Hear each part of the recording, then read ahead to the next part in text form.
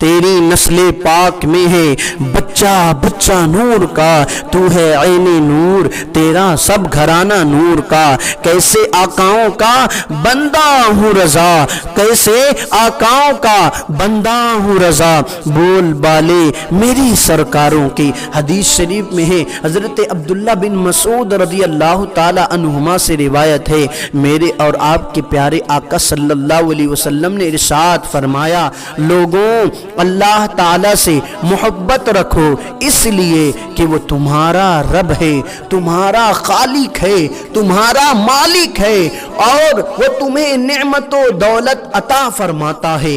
آگے حضور فرماتے ہیں، وَأَحِبُّونِي لِحُبِّ اللَّهِ وَأَحِبُّ أَهْلَ بَيْتِي لِحُبِّي، اور مجھ سے محبت رکھو اللہ کی محبت کی وجہ سے، اور میری اہل بیت سے محبت کرو میری محبت کی وجہ سے۔ اللہ اللہ۔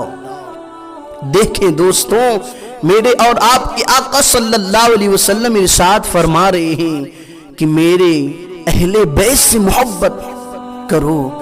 اب اگر حضور علیہ الصلوۃ والسلام سے عرض کرتے ہیں، آقا آپ کی اہل بیت سے اگر ہم محبت کرتے ہیں آپ کے حکم سے، یا رسول اللہ انہیں انعام کیا ہوگا، انہیں کس چیز سے نوازا جائے گا؟ جو آپ کی اہل بیت سے محبت کرتے ہیں تو دوستو سنو سنو، انہیں انعام کیا ملے گا؟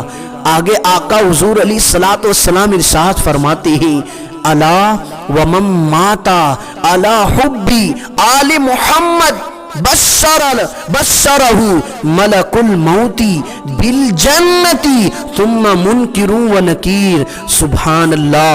غور سے سنو سنو، جو اہل بیت سے محبت کرتے ہیں، جو اہل بیت کے دیوانے ہیں، سنو سنو، حضور علیہ الصلوۃ والسلام ارشاد فرماتے ہیں، جو شخص اہل بیت کی محبت پر انتقال کیا اسے ملک الموت علیہ الصلوۃ والسلام اور پھر قبر کے فرشتے جنت کی بشارت دیتے ہیں۔ اللہ اللہ۔ ذرا دیکھیں تو صحیح، مقدر پر ناز کرو اہل بیت سے محبت کرنے والوں کہ تمہیں جنت کی بشارت دیں گے فرشتے نورانی نورانی، ملک الموت علیہ الصلوۃ والسلام دیں گے۔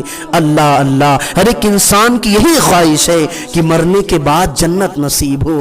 ہاں ہاں دوستو، جنت چاہیے